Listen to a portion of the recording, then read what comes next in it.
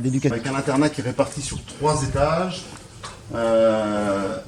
un rez-de-chaussée et puis après ce qu'on appelle le grand internat, divisé en 2 étages, hein, donc qui accueille des élèves de la 3e jusqu'à la terminale, avec depuis quelque temps une possibilité, alors c'est un internat qui est relativement ouvert, c'est-à-dire qu'on essaie de rendre le moins pesant possible la vie à l'internat.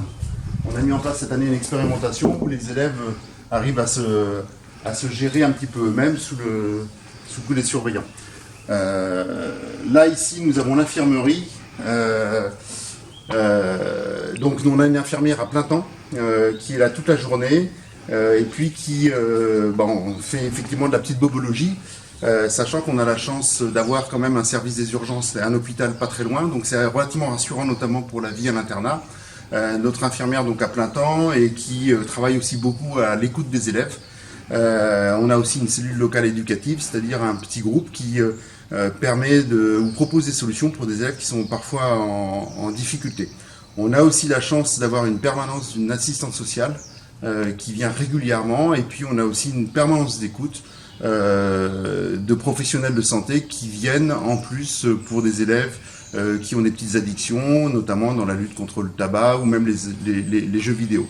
Voilà, donc au niveau santé, on essaie de faire en sorte que les élèves arrivent et repartent dans les meilleures conditions possibles. Voilà, donc on arrive à l'internat. Donc évidemment, internat garçon, internat fille, hein, on vous rassure, c'est pas le même étage. Voilà, on va essayer de ne pas réveiller les élèves qui sont pas là. Voilà, donc on vous ouvre une chambre. Ce sont des chambres de 12 mètres carrés, où il y a 2 élèves, donc qui sont plutôt sympathiques et qui ont été refaites tout récemment, il y a 2 ans. Voilà. Alors la caractéristique aussi, c'est qu'à partir de la première, les élèves dans ces chambres ont aussi des études. Voilà. Donc ils sont un peu autonomes, c'est ce qu'on a évoqué tout à l'heure. Autonomie notamment qui fait que ce sont eux qui assument leur ménage dans la chambre sur la semaine. Ils se réveillent et ils se couchent tout seuls. L'idée c'était vraiment de faire en sorte que l'élève soit plus autonome et qu'on ne soit pas tout le temps derrière lui pour favoriser l'autonomie. Donc ça se fait progressivement de la seconde jusqu'à la terminale. Voilà, donc un ensemble relativement confortable, les élèves s'y sentent bien. Et d'ailleurs, ils nous le disent dans ces périodes de confinement, on aimerait bien revenir au lycée, parce que c'est aussi, indépendamment d'un lieu d'hébergement, c'est aussi un lieu de socialisation. Bon, voilà. Donc ils sont plutôt heureux de vivre ici à l'internat. Et puis, on a aussi un réseau informatique qui leur permet à la fois de travailler, mais aussi de se détendre via une Wi-Fi relativement performante. Donc, tout ça, ce sont des espaces qui sont libres, ouverts aux élèves. On n'est pas sur un petit espace, on est véritablement sur une appropriation et puis un contrat de confiance avec les élèves qui nous permet effectivement de les laisser relativement épanouis dans cet élément naturel. On arrive ici sur le théâtre de verdure, qui est en fait à la fois un lieu de potentiel de concert ou d'animation, mais qui nous sert aussi de lieu de regroupement pour tout ce qui est alerte incendie.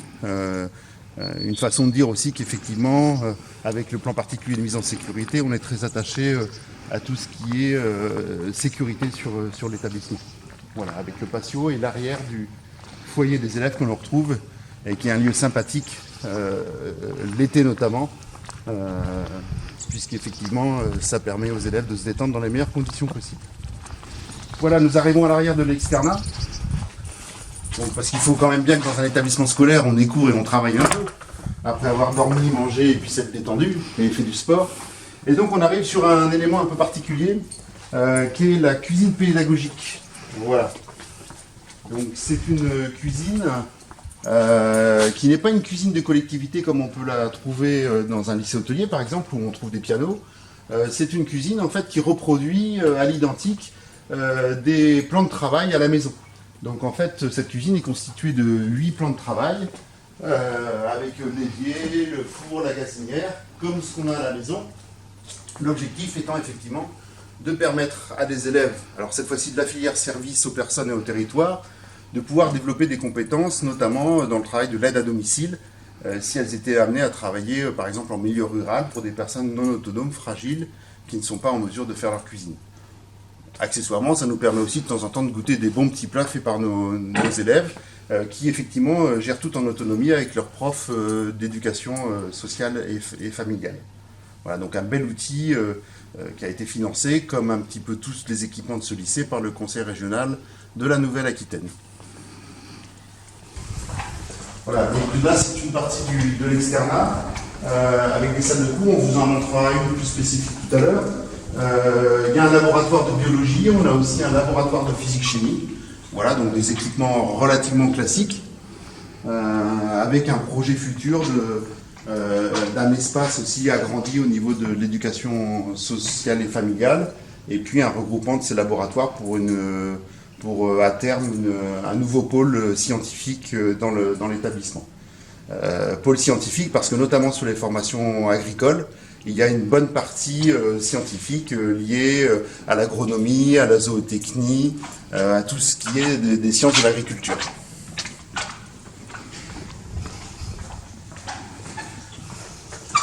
Alors, en parallèle et en complément des cuisines pédagogiques, nous avons aussi donc une salle de travaux pratiques d'éducation familiale et sociale, où effectivement les élèves qui rentrent dans cette filière vont apprendre un petit peu la manipulation des personnes dites fragiles. Donc ça va du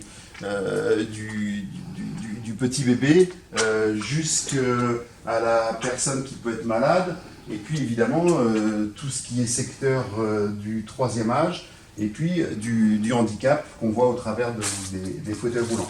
Donc là, l'idée, c'est vraiment d'essayer de reproduire des ateliers. On retrouve même des lits hospitaliers, puisque une bonne partie de nos élèves souhaitent, préparent et puis réussissent dans la fonction d'aide-soignant dans le secteur hospitalier. Voilà, c'est un débouché très très important.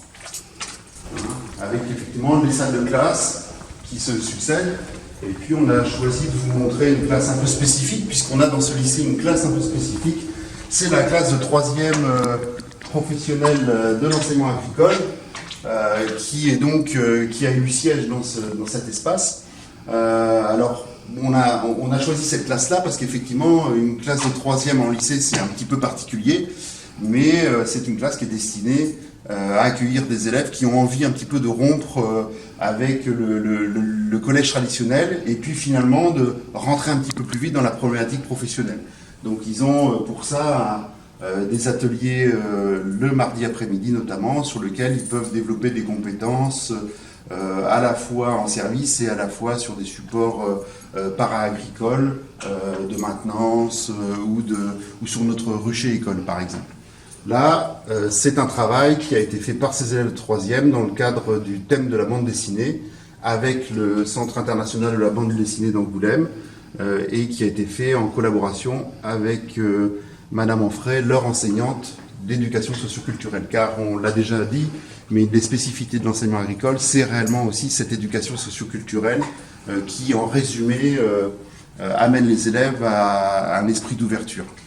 Et puis évidemment, nous sommes modernes, et donc, dernière création, la salle multimédia, un outil équipé de 16 postes, qui permet à la fois pour les enseignants de faire des travaux de recherche, mais qui aussi permet aux élèves de travailler en autonomie. Voilà, donc un très bel outil qui vient compléter la salle informatique, sur laquelle on est passé devant, mais qu'on n'a pas ouvert tout à l'heure, qui est en fait la salle de cours de Monsieur Delpech, l'enseignant d'informatique. Donc au total, on est à peu près sur un ordinateur pour 3 élèves dans l'établissement, ce qui est quand même aujourd'hui très très confortable dans cette pédagogie du numérique.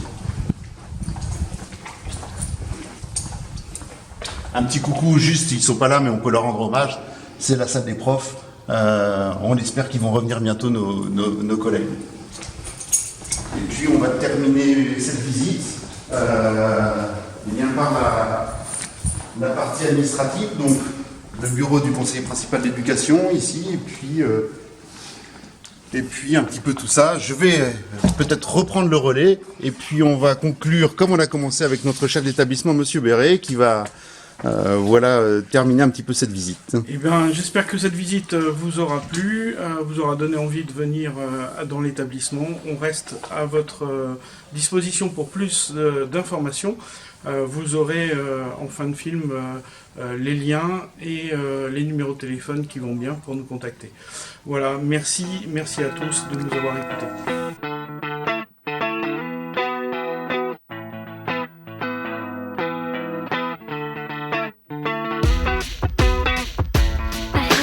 Slept at all days. It's been so long